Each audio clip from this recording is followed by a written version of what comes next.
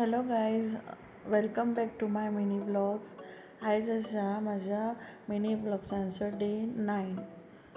तर आयज हांव तुमकां कितें स्पेशल दाखोवंक सोदतां. पिक्चर्स पळोवन तुमकां कळ्ळां आसतलें.